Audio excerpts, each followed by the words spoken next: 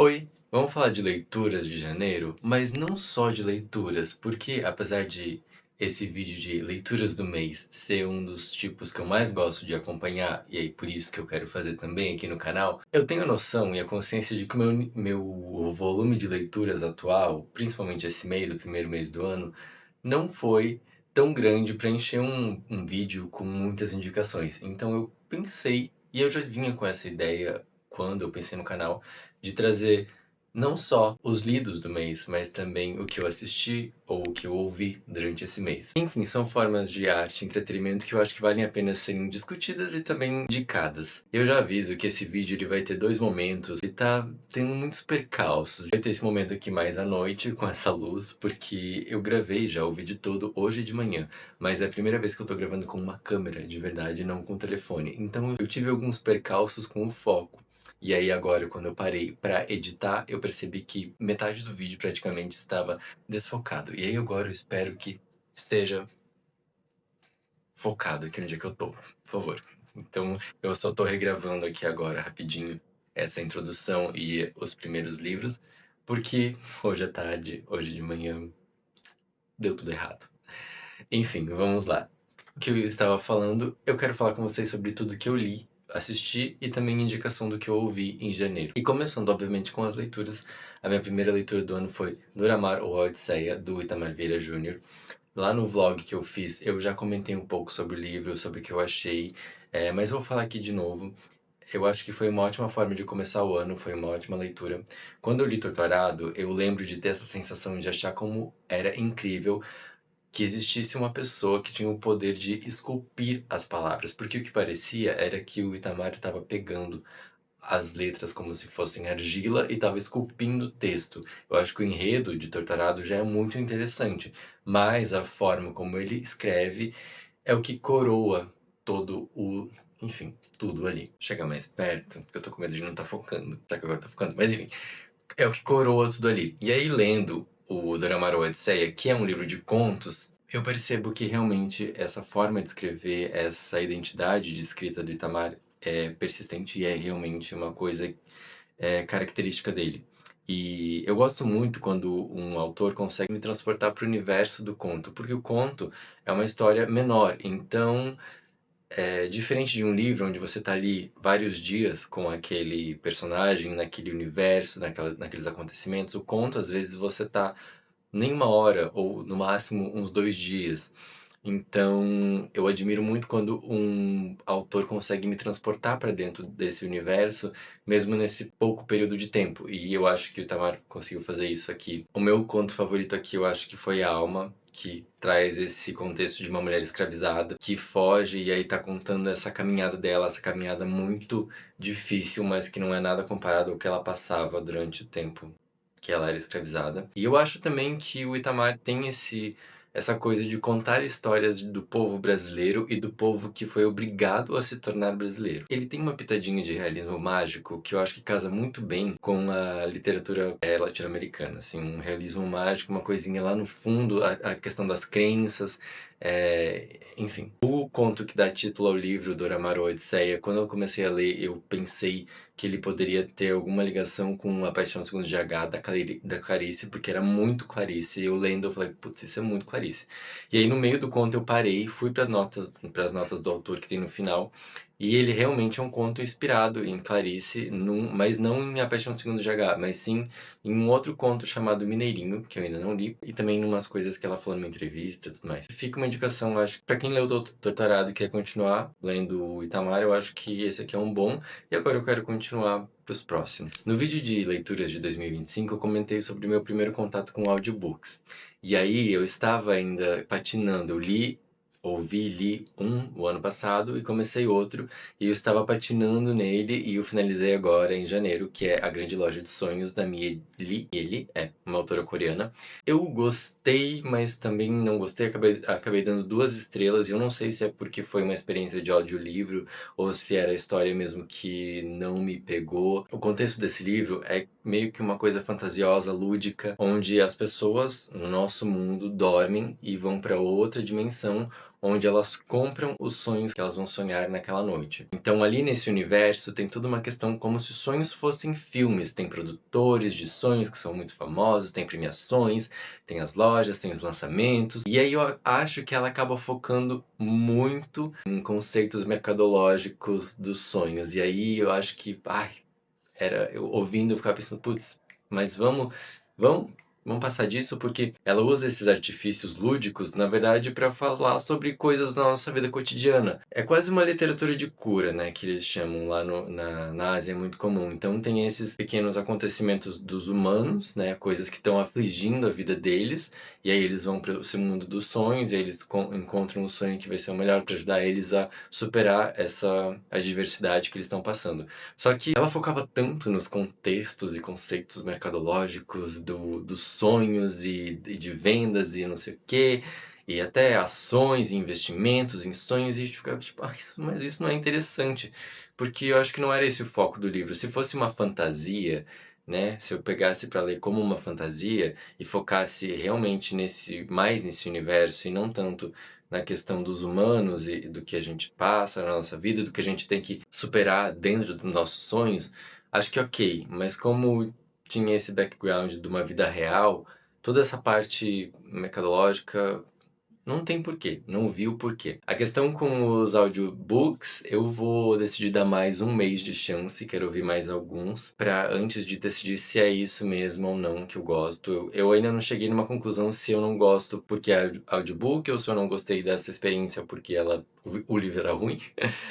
O primeiro conto que eu ouvi, gostei muito, mas aí tem isso, era um conto de 1 hora e tanto. Esse livro tinha 6 horas e o livro era ruim, né? Talvez o livro que seja chato mesmo e que eu não tenha gostado. Mas eu vou dar mais um mês de chance. Eu já escolhi meus próximos 2 audiobooks que eu quero ouvir, ler. Um é um livro mais curtinho e o outro é um livro em inglês. Quero ver também se eu me adapto nessas diferentes línguas e também para treinar o ouvido para diferentes línguas. E eu tô com aquela meta de ler mais coisas do meu Kindle e também seguindo ali os 12 livros que eu coloquei para ler em 2026, eu iniciei e terminei em janeiro o que Queria Morrer, mas no Céu Não Tem Tteokbokki, que é um livro também de uma autora coreana. Eu falei lá no vlog também um pouco sobre ele, foi uma indicação do Namjoon do BTS, então eu estava com ele. E fez muito sucesso, muita gente falava desse livro, né, então antes de ele ser lançado no Brasil. Li, não era o que eu esperava, mas também não foi decepcionante.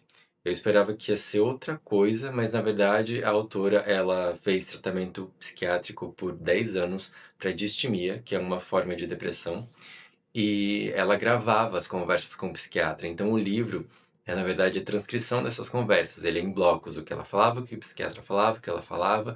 E aí no início de cada capítulo, que tinha um tema central, ela discorria algum texto falando sobre como ela se sentia sobre aquele tema e sobre aquele acontecimento da vida. Eu acho que não é um livro ruim, mas ele também não é um livro de entretenimento. Eu acho que ele é um livro de colocar para pensar e sobre como a vida tem altos e baixos. Eu usei muito me identifiquei com vários pontos dela, assim, então usei muito ele na terapia, levava pra terapia pra discutir, eu falava sobre o que ela sentia e como isso me afetava e de que forma eu também às vezes sentia aquilo. E também, ao mesmo tempo que eu discorria isso na minha terapia, ela discorria isso na terapia dela, então eu ia juntando essas peças de quebra-cabeça. Não sei, essa é uma experiência muito pessoal, então pra mim foi assim, mas eu não sei se pode-se dizer que pra todo mundo vai ser assim também. Mas foi interessante ler e ver essas questões que às vezes a gente passa ou pensa e aí acha que é só com a gente, mas que na verdade até do outro lado do mundo, em outra cultura, essa pessoa tá passando por isso também. Mas eu acho que foi uma boa leitura, eu acho que é mais pra quem gosta dessa questão de psicologia, psiquiatria e coisas mentais e da nossa cabeça. E eu acho que é isso que eu preciso regravar, porque o resto está gravado. Então, bora pro passado agora. Cara, talvez tenha perdido o foco várias. Acho que perdeu o foco de novo. Eu vou falar e talvez eu perca o vídeo todo, né, depois, mas.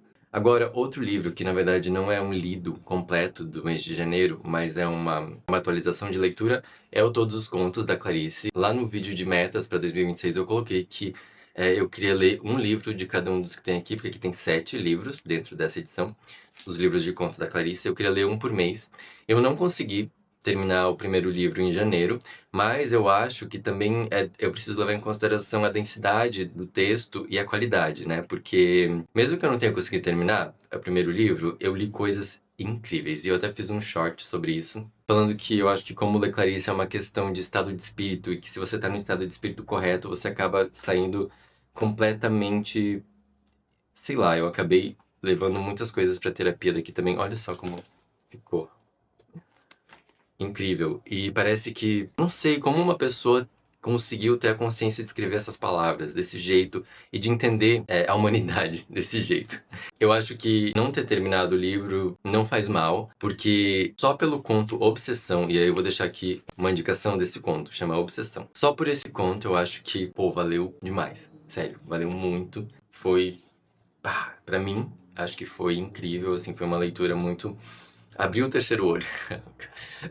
Tá, não é pra tanto, mas foi muito boa. Eu levei pra terapia também. Eu tô levando muita literatura pra terapia e tá sendo legal. A minha terapeuta gosta bastante também, então a gente discute algumas coisas. E eu tô pensando até em fazer um vídeo só sobre indicações de contos, porque eu percebo que eu tô lendo bastante ultimamente contos e eu gosto bastante desse gênero. Mas, enfim, todos os contos de Clarice continua no seu processo. Também eu levo em consideração que o segundo livro aqui eu já li, que é o Laços de Família. Então, tudo bem.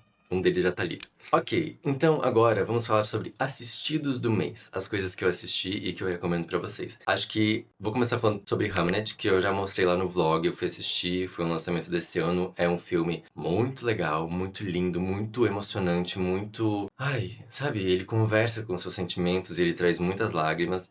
Lá no vlog eu falei mais sobre isso, sobre o filme e as minhas considerações, que eu não gostei tanto do personagem do Shakespeare, né? Ele não me cativou tanto. Mais pro final só, eu fiquei realmente cativado por ele. E eu achei o início um pouco parado e até um pouquinho chatinho, mas quando engata o ritmo, e eu acho que a atuação da Jessie, esqueci o sobrenome dela, mas é a atriz que faz a Agnes, que é a mãe, né? A esposa do Shakespeare. Gente, aquilo é uma coisa, sem palavras, é muito lindo, é muito realmente humano. Eu gostei também de uma questão estética do filme, que foi uns cortes de cena que eram imagens chapadas da floresta, assim, e conversava super com o enredo e com a personagem, porque ela tinha muito esse contato com a floresta. Então, é uma recomendação, acho que vale muito a pena assistir. Assista sabendo que ele é muito emocionante, que ele mexe com as suas emoções, que você vai ter que se colocar de frente a emoções humanas. Mas vale muito a pena. Eu acho que vai ganhar prêmios e acho que merecidos, né? Porque principalmente pra Jessie, pra atriz que faz Agnes, merecidíssimo. Ela tá, assim, incrível. E aí, eu voltei a assistir animes, então vem aí uma recomendação de anime. Duas, na verdade, mas uma eu tava reassistindo, então, ok. Dandadan, eu amei, amei. Eu caí, eu já tinha visto lá na Netflix, enfim, mas eu caí um dia que eu tava meio que sem nada pra assistir, coloquei pra assistir, tava esperando outra coisa completamente diferente, e foi uma surpresa muito legal. Principalmente, eu pensei que seria uma coisa mais jovem adulto, mais pro jovem, sem tanto palavrão, e tem muito palavrão e tem muitas questões mais adultas, assim, mas um humor muito legal. Dandadan tem essa história onde um menino acredita muito em alienígenas e a menina acredita muito em espíritos, e ele não acredita em espíritos e ela não acredita em alienígenas, e aí eles fazem essa aposta pra cada um ir num local onde foram avistados espíritos ou alienígenas e pra provar um pro outro que existem. E no fim, os dois existem, tanto os espíritos quanto os alienígenas. Eles são muito engraçados. Os alienígenas são mais fictícios, óbvio, mas... Bom, os espíritos também são fictícios, mas eles são da mitologia japonesa, então tem isso. Dos yokais, e tem questão cultural, tem questão dos templos e dos rituais. E eu acho muito engraçado. Os espíritos têm um senso de humor. Os espíritos e os alienígenas têm um senso de humor legal também. Tem uma coisa meio...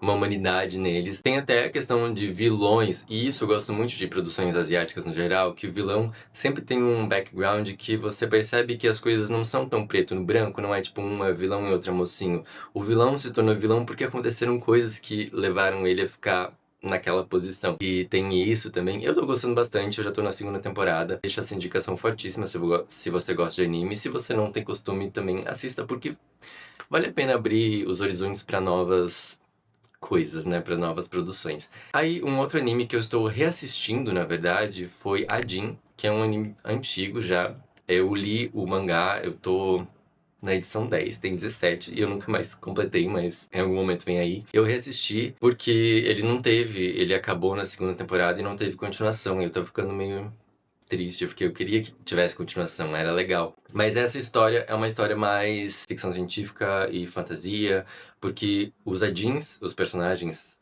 o ser Adin, é uma pessoa, um ser humano que não morre. Na verdade, que morre, mas sempre ressuscita. E aí existe um interesse muito grande do governo por esses seres, porque utilizam eles para fazerem experimentos bem macabros. E aí tem essa luta do nosso personagem que se descobre um Adin, e ele tem que fugir da polícia, porque o governo quer prender ele e fazer experimentos com ele. Aí ele já encontra um outro Adin que já tá trazendo mais uma questão de terrorismo contra o governo.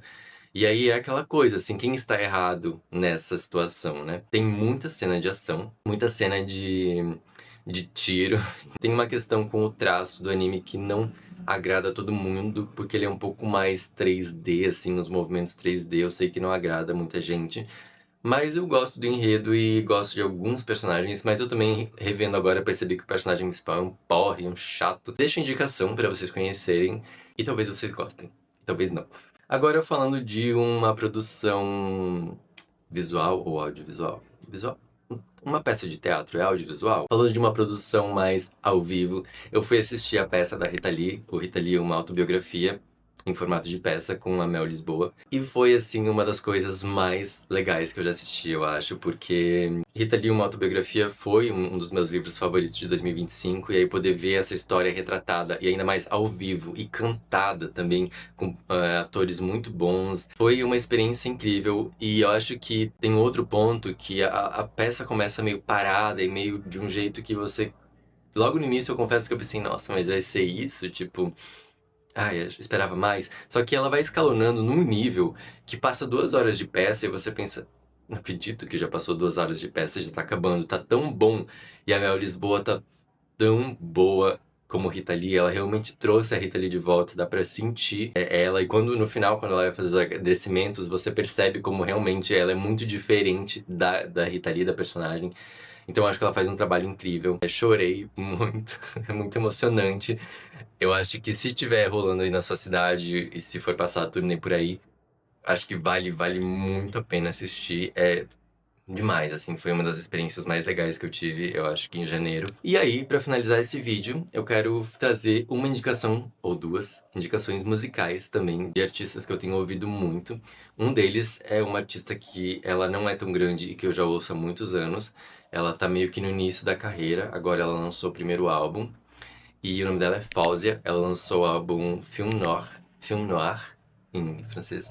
Ela é uma cantora canadense marroquina, então ela tem muito dessa coisa do árabe, né? Da pronúncia, às vezes até, e do jeito de cantar. Ela tem uma voz. Assim, quem estuda canto ou gosta dessa vibe, ela é incrível porque ela tem uma extensão vocal enorme, pelo que eu percebo, e ela faz umas coisas com a voz que é muito legal. E eu tenho ouvido repetidamente o filme Noir, assim, faz meses, desde que lançou eu fico ouvindo. Gosto bastante, eu acho que é uma artista que merece mais reconhecimento, então eu estou trazendo aqui uma indicação pra vocês. Ela já passou até por vários gêneros, assim, meio que nesse início de carreira, pra se encontrar.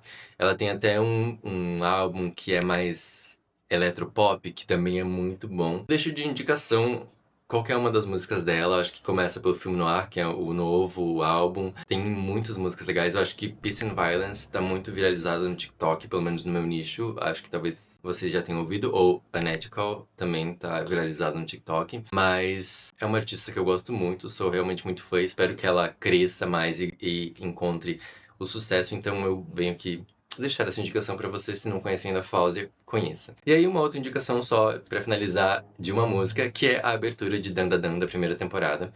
Se eu não me engano, chama Otonoki. Isso, chama Otonoki, do Creepnuts. E é muito boa, é muito boa. Mistura um rap com uma parte mais cantada, com alguns efeitos sonoros e... Ai, é realmente muito bom, eu tenho ouvido bastante. A abertura da segunda temporada também é bem gostosa, então acho que essas indicações musicais que eu deixo pra vocês. Fausia, a abertura da primeira temporada de Dandadan, que é Otonoki, e a segunda temporada também é boa, já acho que chama Dandadan, a abertura da segunda temporada, não lembro, mas aí você pesquisa. E, enfim, fica a minha indicação. E é isso, eu espero que vocês tenham gostado do vídeo. Sempre aquela coisa, né? Curte o vídeo, compartilha, comenta aqui embaixo também o que você leu, o que você assistiu, quais suas indicações. Deixa aqui nos comentários indicações não só pra mim, mas pra outras pessoas que vão assistir o vídeo e que querem mais indicações e que estão procurando coisas novas, tanto de livros, quanto de músicas, quanto de filmes e séries e animes. Obrigado por assistir. Tchau!